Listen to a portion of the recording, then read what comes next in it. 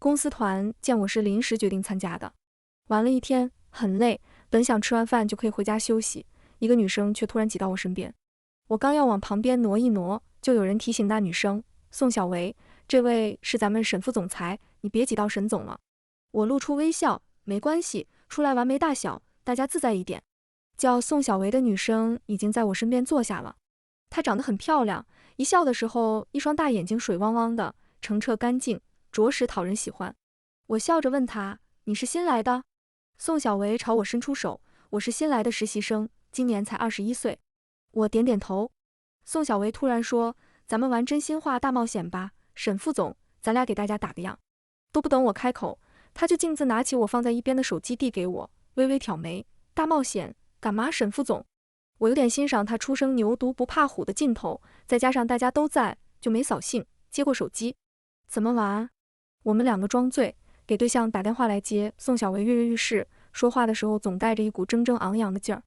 我接触的人多了，精准又敏感地从他这股劲儿里挑出了一丝得意和挑衅。传闻中那些要整顿职场的年轻人也来我公司了，我没生气，只是觉得有点好笑，然后就找出顾世清的号码拨过去。因为是玩大冒险，我开了免提。周围有人开始调侃：宋小维，你跟咱们沈总玩这个游戏可是自取其辱了。你还没见过咱们顾总吧？是沈总的老公，绝对的24孝好老公。别说装醉了，就算什么事没有，沈总一通电话，顾总也立马就会放下手里的事情过来。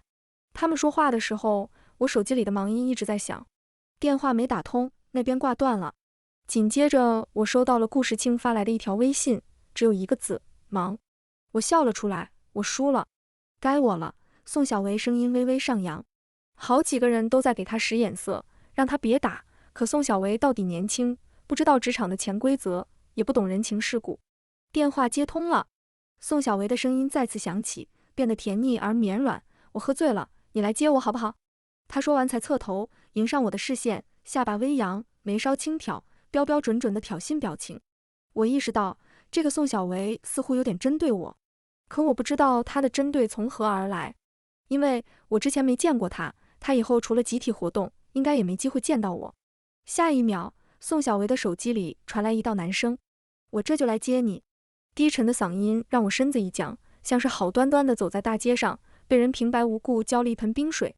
这道声音我再熟悉不过了，是我的老公顾时清。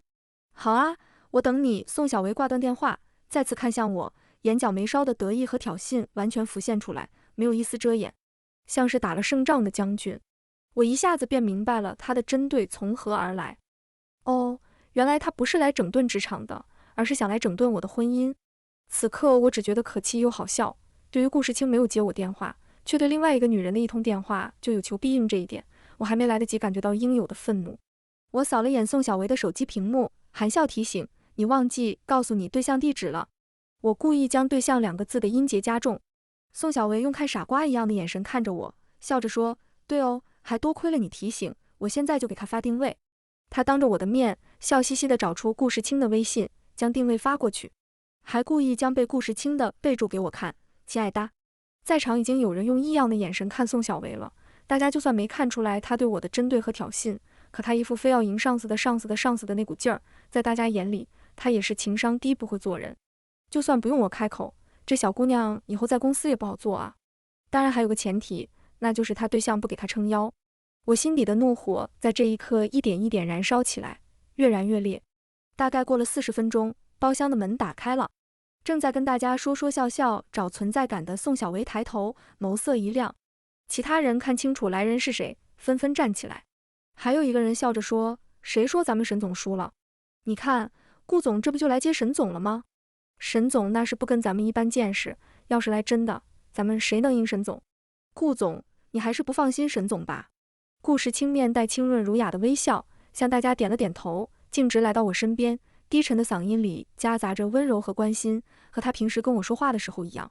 喝了多少？他扶我起来，跟大家说：应叔胃不好，今天就陪大家喝到这里，我先带他回家了。你们继续玩得开心一点。顾总，我们会好好玩的。沈总，你回家好好休息。哈哈，给顾总心疼坏了，咱们是不是得解释一下？顾总你放心，沈总没喝多少，其实是跟我们玩大冒险的游戏。小维，你输了，罚酒罚酒。我站起身，垂眸看向宋小维，他正委屈巴巴地盯着顾世清看呢，像个小受气包似的，可怜兮兮的。我忍不住轻笑一声，就一个游戏而已，不用当真。你继续玩，或者我们带你一个，送你回家。宋小维撅了撅嘴，收回落在顾世清脸上的视线，倔强地说道：“不用了，我自己能回去。输了就是输了，我认罚。”他一把拿起面前的酒杯，一饮而尽，紧接着就又给自己倒了一杯。我自罚3杯。我微微侧头看向一边的顾世清，宋小维明显是在闹别扭，可顾世清却似乎看都没看他一眼。从进来发现我在这里开始，他的视线就一直在我身上。对上我的视线，顾世清依旧温柔：“走吧。”我跟大家道别，直接走人。顾世清拿起我的包，跟在我身后，一路无话到了家。进了门，顾世清跟我解释，宋小维是我大学导师的女儿，在公司实习，导师之前拜托我照顾一下。我脱掉高跟鞋往走上走，让别人照顾吧。顾世清：“好。”哦，对了，我在第1节台阶上停下，转身居高临下的看着顾世清。宋小维说：“你是他对象，给你的备注也是亲爱的。”我直视着顾世清的眼睛：“你跟他到哪一步了？”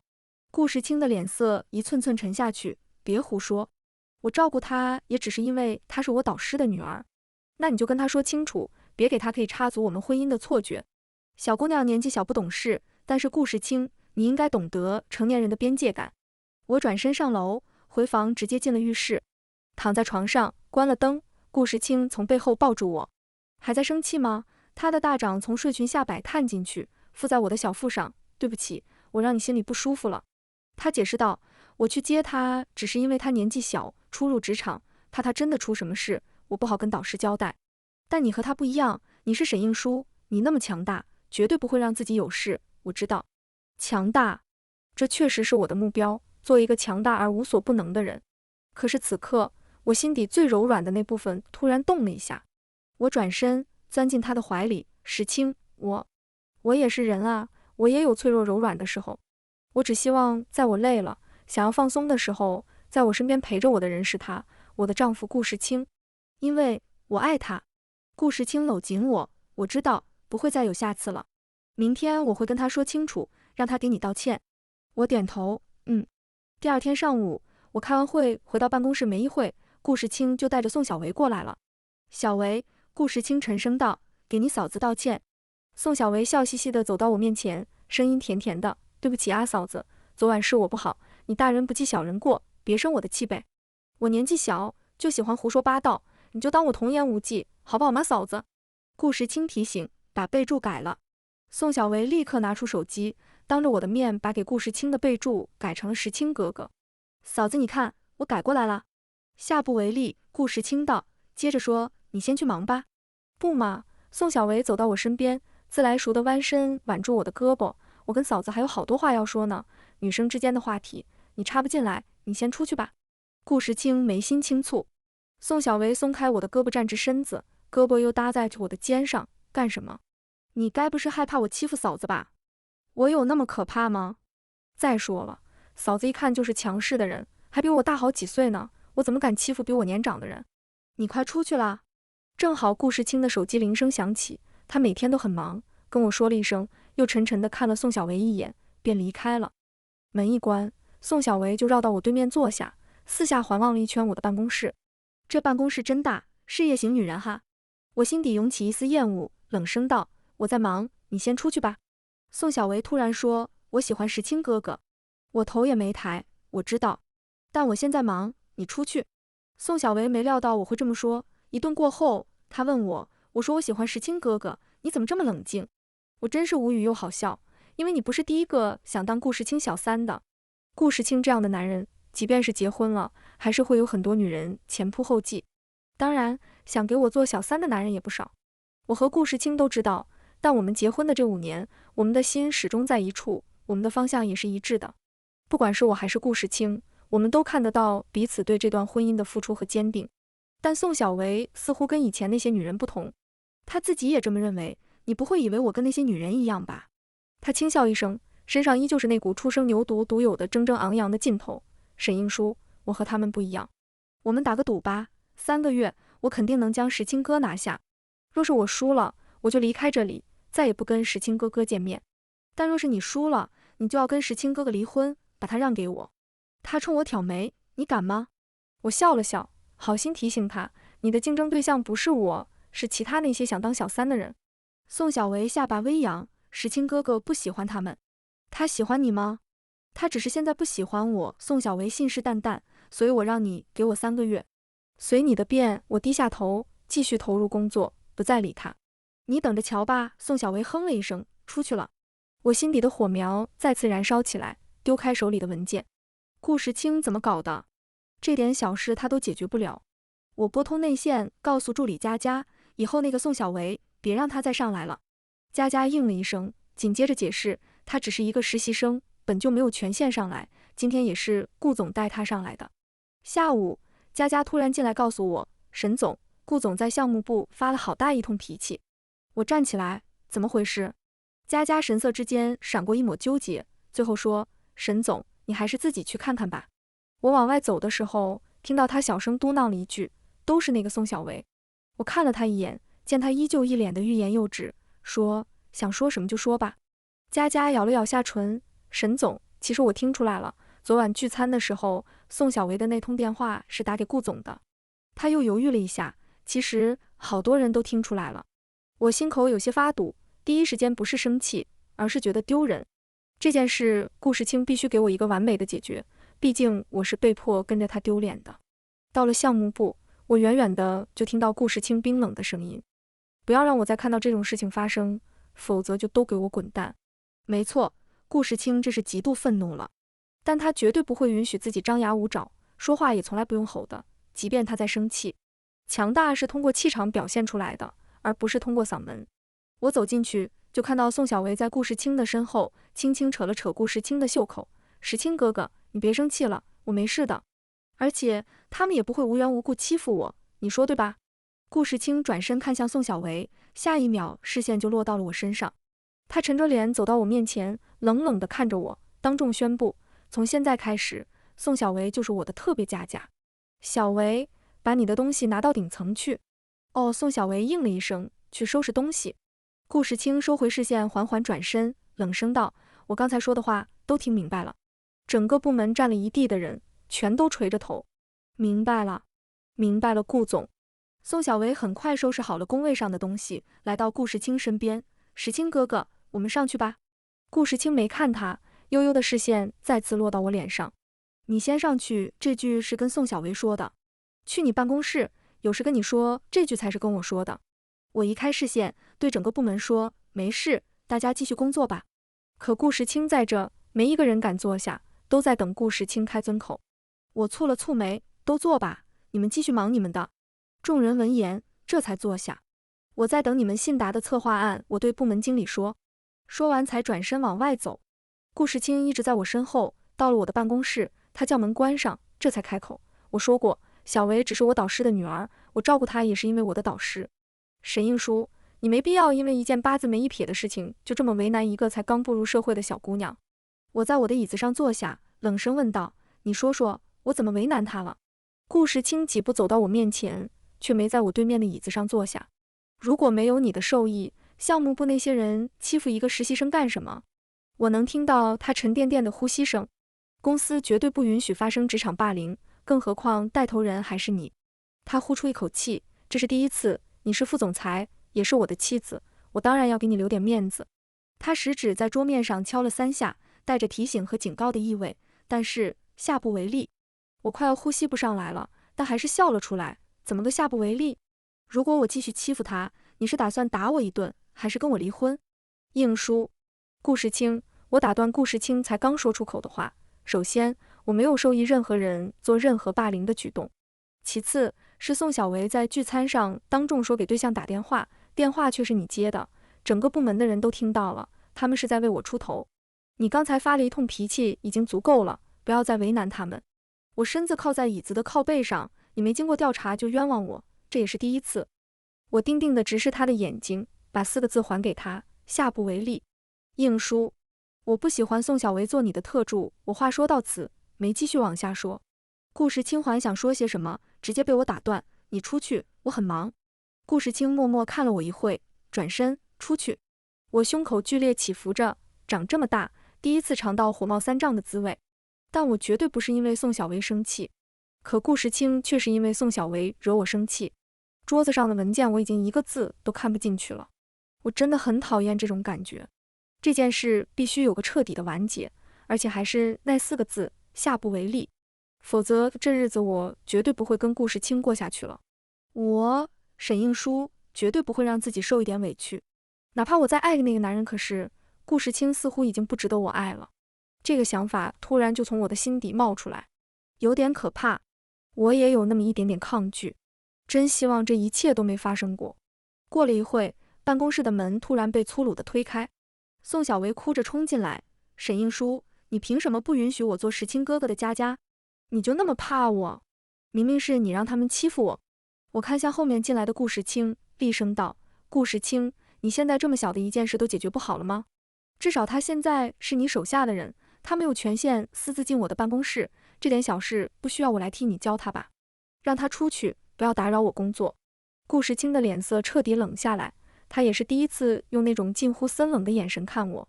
小维，走了，你该回去工作了。他最后看了我一眼，冷冷地撤回视线，转身离开。宋小维脸上还挂着泪，却得意地挑了挑眉，脸上一副胜利的表情，却突然说：“既然嫂子不喜欢我，那我走好了。”顾时清冷然的嗓音传来：“你是我的特助，不需要别人喜欢你。”时清哥哥，你别这么说，我知道我已经给你和嫂子带来麻烦了，我走就是了。他手被掩住嘴，哭着跑了出去。顾时清在门外转身看着我，我对上他的视线：“佳佳，关门。”佳佳立刻过来关上门，隔断了我和顾时清的对视，心底的怒火越燃越烈。这样的顾时清确实不值得我爱了。我不再害怕，也不再抗拒这个念头，拿起手机给我的私人律师打电话。晚上，顾时清没回家，这是我和他结婚这5年以来，除了出差，他第一次没回家。我自己躺在床上，翻来覆去睡不着觉，有点伤心，有点难过，但更多的是愤怒和不忿。顾时清他凭什么让我受这么大委屈？他是谁啊？只不过是一个丈夫而已，他有什么资格让我受委屈？丈夫这个不行就换一个，大不了就不要丈夫，又不是什么大不了的。我强迫自己躺好，闭上双眼睡觉，但这一觉还是没怎么睡好。第二天早晨起来，我看着镜子里脸色暗沉的自己，就更加厌恶顾时清了。但还是得去上班，公司还有好多事等着我处理。我给自己化了个精致的妆容，光鲜亮丽的来到公司。开会的时候才看到顾时清，他脸色依旧很沉，看得出来心情很不好。我也只是看了他一眼，就在自己的位置上坐下。会议结束，我直接起身离开。从始至终，我和顾时清一句话都没说。中午，佳佳给我订午饭的时候说：“沈总，大家都在说。”我知道，无非是说我和顾时清两夫妻失和，猜也猜到了。这对公司当然有影响了，不过我不在乎。这本就是顾氏集团，我是跟顾时清结婚之后才过来的。他爸爸去世了，妈妈身体也不好，他和我一样是独生子。我爸妈身体很好，公司暂时不需要我接管，所以我过来了，这也是顾家人的意思。股份这一块2家公司自然是有牵扯的，但我手里也只有顾氏3%的股份，离婚卖了就好，再把我顾时清手里沈氏集团3%的股份买回来就可以了，没那么复杂。至于2家公司以后如果还继续合作，我没有异议。我和顾时清只是生活上不适合了，生意场上应该还是很合拍的。这般想着，我心里也轻松了许多。不过律师那边还需要一段时间才能整理好我和顾时清名下的财产。当然，我并不着急。对于我来说，顾时清现在就只是我的一个合作伙伴了而已。下午，我突然接到一通陌生电话，来电竟然是顾时清的导师，也就是宋小维的父亲宋敬文。他说他女儿这几天给我带来了一些麻烦，邀请我和顾时清今晚过去吃顿饭。我答应了。养不教父之过，宋敬文确实应该跟我当面道歉。5点整，顾时清敲响我办公室的门。走吧。我简单收拾一下，拿起包包往外走。上了车，我一直看向窗外。顾时清也没有跟我说话。我想他应该已经爱上宋小维了，要不然绝对不会这么跟我冷战。难受是肯定的，但对我来说，我更能感受到的情绪是不服输。从小我就是争强好胜的性格，所以在这方面我也绝对不能被压一头。车子停了下来，我自己开门下车，这次我跟在顾世清的身后。佳佳在手机上跟我汇报工作，我一边走一边低头看手机。顾世清突然扶了我一把，小心点。他抿了抿唇，下班了就别工作了。我没应声，跟佳佳说完才收起手机。顾世清也没再说什么。到了宋小维家里，是宋小维开的门。看到顾世清，他低下头，像个受委屈的小孩子。宋静文和他妻子都坐在沙发上。世清来了，小沈，请坐。顾世清将礼物递上去。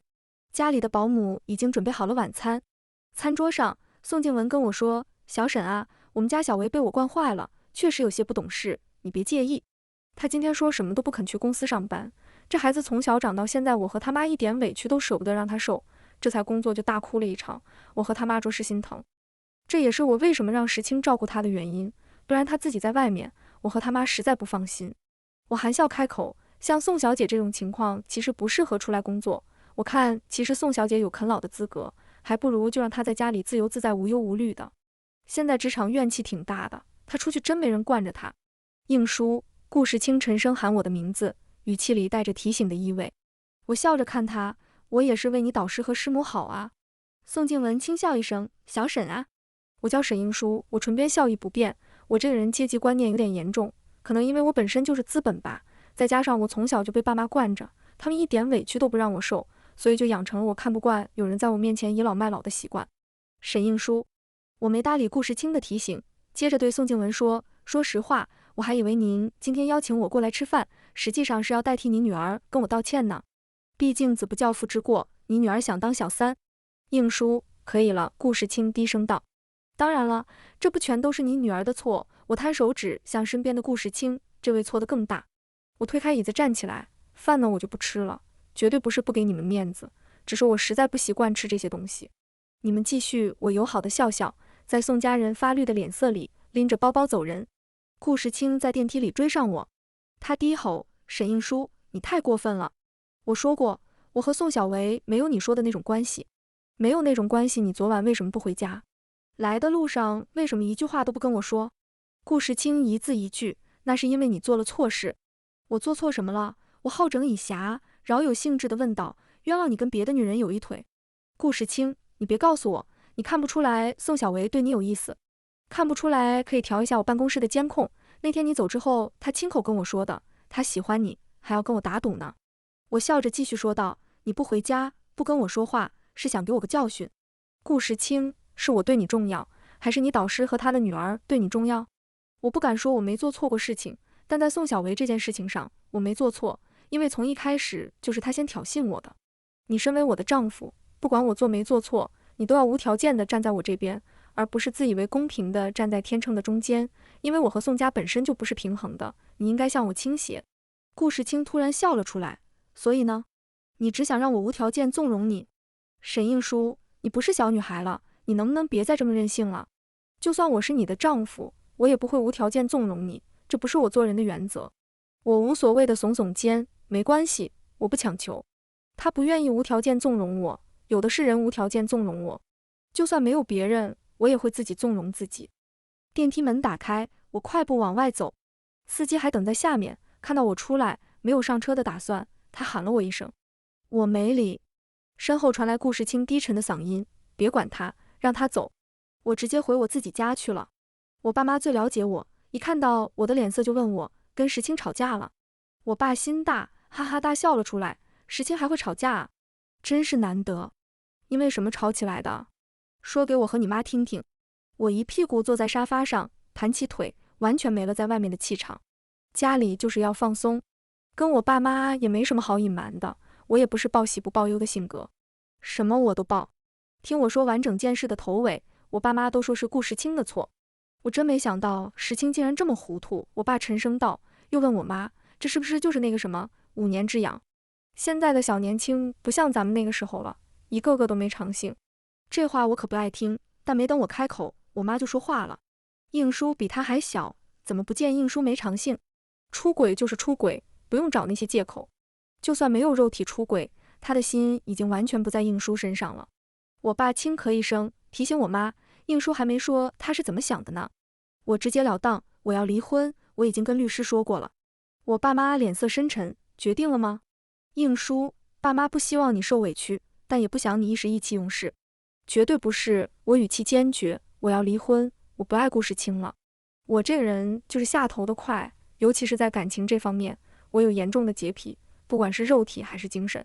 我爸点点头，既然如此，交给我了。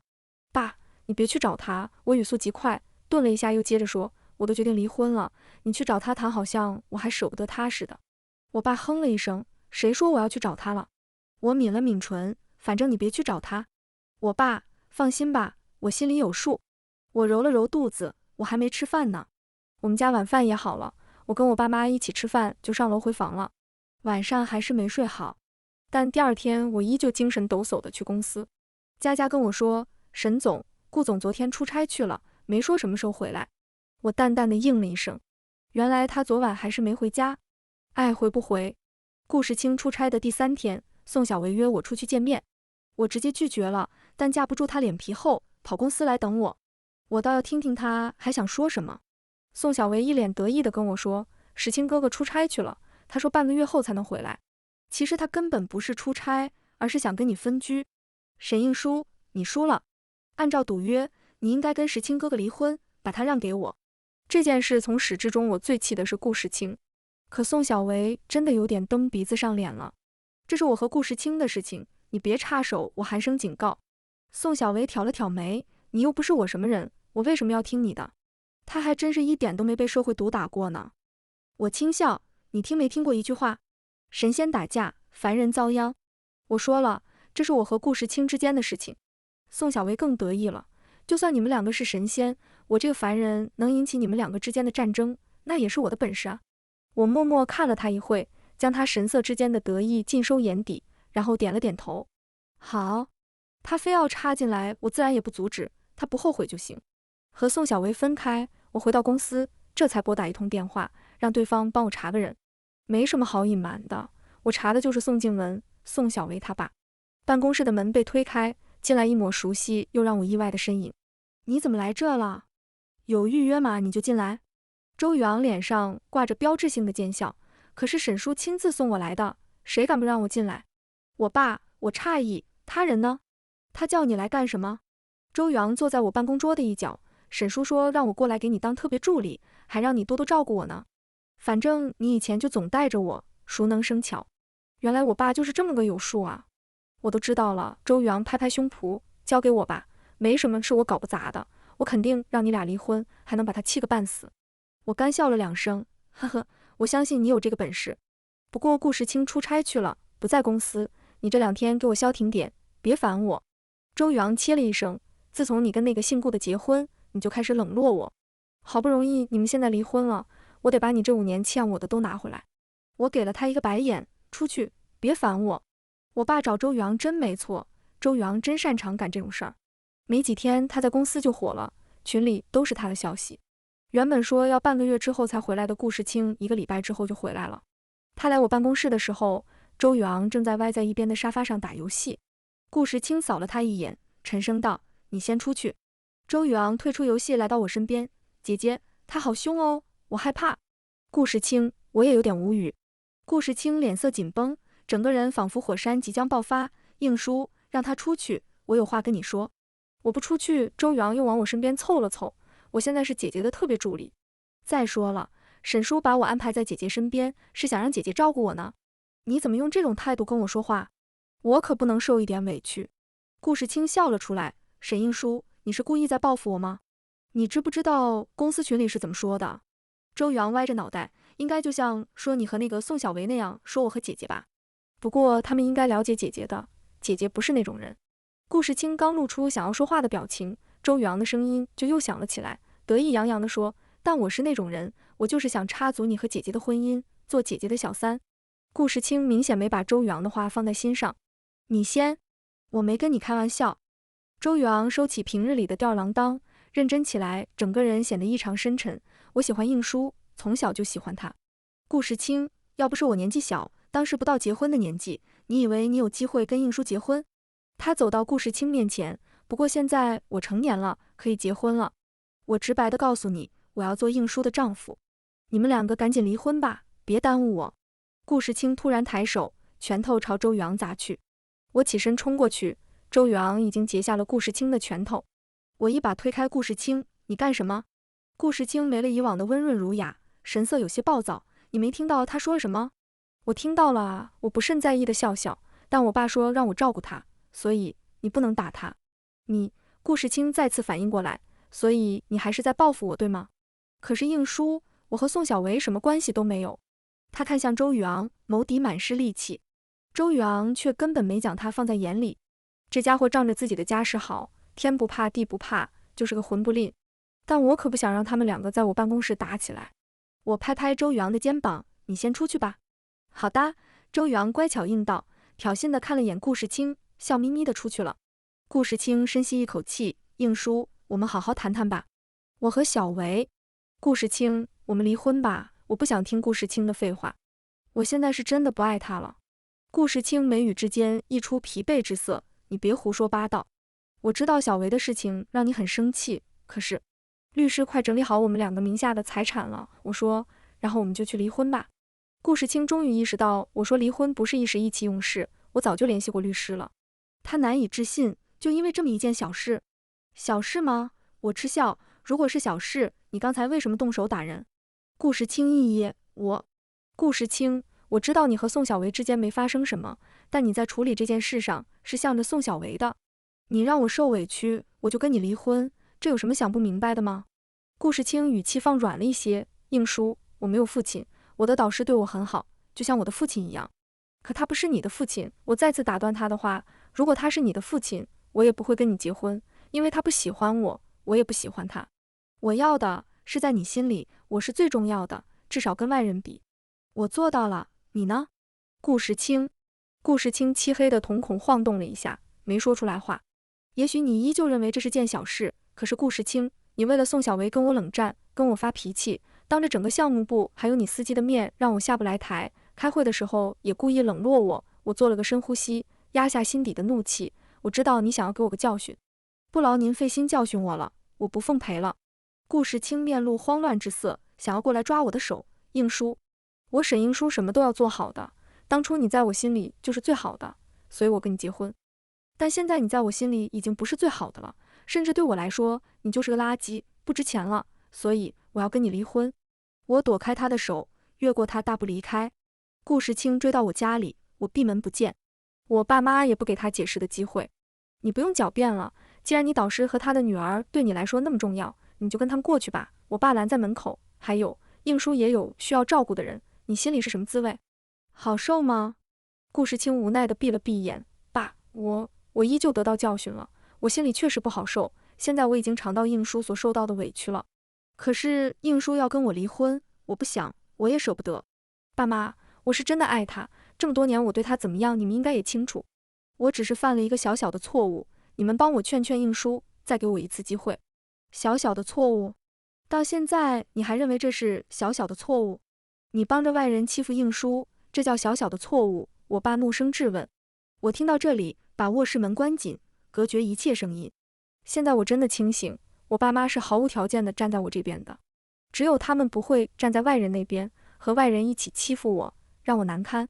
之后的几天，我不再去顾氏集团，顾世清也不去公司了，一直在我家门口守着。我一次都没出去见他。直到这天，我接到电话，我要查的东西查到了。宋小维不是不怕神仙打架，非要掺进来一脚吗？我成全他。宋静文对顾世清确实很好，但这不排除顾世清是顾家人的原因。对于普通的学生，他可是另外的态度，不仅窃取学生的学术成果，还猥亵女同学。他们慑于他导师这一层身份的淫威，为了顺利毕业，能忍则忍。这个时候，我的身份就起到了很大的作用。有我们沈家出面，那些学生也不再忍气吞声。事件发酵闹大，学校也不敢包庇。宋静文这个时候找到了我。我出去的时候，顾世清还在外面，可我现在看他一眼都觉得烦，更别说原谅他了。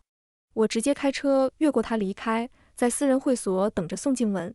宋静文有事求我却迟到了，另一个求我的先到了，正是顾世清。应书，给我10分钟，让我把心里话告诉你，好不好？他声音急切，我知道，在宋小维这件事上，我确实让你受了很大的委屈。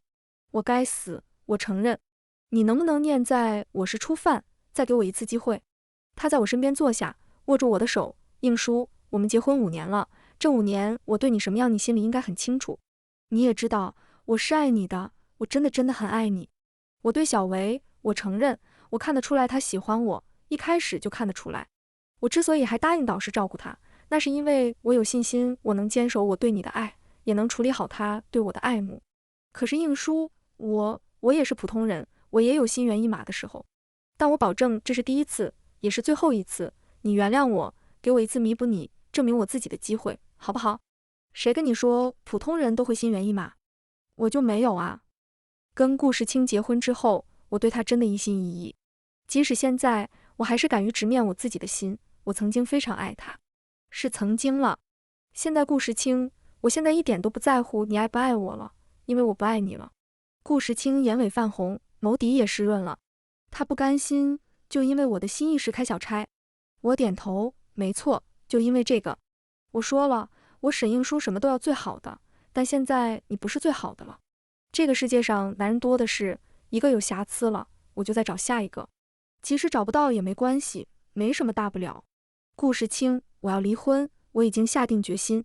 包厢的门突然打开，宋静文带着宋小维进来了。看到顾世清，宋静文眸色一亮。石清，你快点帮我跟应叔说说话，别让学校开除我。宋小维不情愿地开口，石清哥哥，你还是管管你老婆吧，她不能这么任性，因为一点小事。顾世清冷声打断他的话，宋小维，你没资格说我的妻子。我站起来，不耐烦地说道，你们3个谈吧，我走了。宋静文过来拦住我，应叔，沈小姐，你跟学校说说。我冷笑，是你女儿亲口说的，她不怕神仙打架。她一个凡人能引起神仙打架，是她的本事。我看向宋小维，是不是呀？宋小维脸色涨红。我越过宋静文，直接离开。顾世清追了出来，身后传来清脆的巴掌声，紧接着是宋静文愤怒的吼声，我是不是太惯着你了？顾世清怎么都不肯离婚，甚至让他妈来求我。我已经铁了心，我是真的不爱顾世清了。财产分割完毕，我直接起诉离婚。顾世清却怎么都不答应，最后还是我找人押着他进民政局。顾世清，你再不签字，我就让他们按着你签字。民政局的工作人员制止，哎，这可不行，不关你们的事，离不离婚是我自己的事情，我想离就离，谁也管不着。工作人员脸上写满怒色，民法典规定，民法典规定我不准按着他签字了，我瞪回去，什么破规定？我就要离婚。我冷眼看着顾世清，你赶紧签字，我现在只是不爱你了，你再磨叽，那就是恶心人了。你非要我看你一眼就吐你才肯签字。顾世清伸出颤抖的手，拿起钢笔，低下头，声音也发了颤。好，我签字。他签上自己的名字，泪水在这一刻掉落下来。他有什么脸哭？我那几天晚上睡不着觉的时候，我还没哭呢，他还委屈上了。可以了吧？我没什么好气的，对工作人员说。工作人员没吱声，盖了章就把离婚证给我了。我拿着离婚证直接走人。顾世清追了出来，应叔，他追上来，我到现在还是觉得不甘，就因为一件事，我们就离婚了。可我知道我让你受委屈，让你伤心了，这是我的错。但是你可不可以再给我一次追求你的机会？别因为一件事就彻底否定我对你的感情。好马不吃回头草，周阳不知道从哪里冒出来的，天底下男人那么多，应叔为什么非要给你2次机会？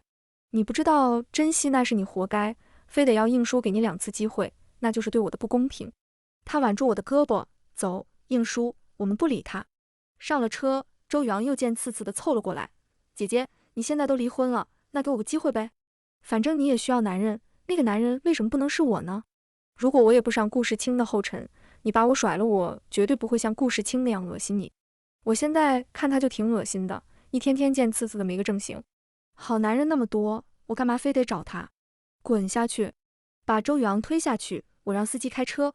几天之后，顾世清又来找我一次，给我一份股权转让书，这是沈氏集团的股份，给你。顾氏集团那3%的股份，你不用给我，本就是你的。我拿过转让书签上字，他不要就不要，我硬要给他不成？本就是他做错了，我留着顾氏集团的股份也是应该的。行了，你可以走了。顾时清的眼睛又红了。应叔，我知道你不爱那个周宇昂，我不爱他，更不爱你。我厌恶的挥挥手，不送。顾时清默默看了我一会，出去了。走到门口，他又停下来跟我说，宋静文被开除了，宋小文的实习没过，我让他离开了。我以后不会再跟他们见面了。见我没理他，顾时清这才离开，跟我一起回到沈氏集团的佳进来。总裁，顾时清走了。我淡淡的应了一声，以后别再让他进来了。在公共场合偶遇可以，但属于我的地盘，我不会再让顾时清出现。一次不忠，百次不用，感情也是一样。反正天底下男人多的是，有感情的，我可以和他好好谈谈；没感情的，那就玩玩。但不管是谈谈还是玩玩，顾时清都没有机会了，因为他已经不是最好的了。而我，沈应书，我什么都要最好的。这个故事到这里就结束了，感谢您的收看。如果您喜欢这个视频，就给我点赞订阅一下吧。衷心祝您吉祥如意，万事顺心。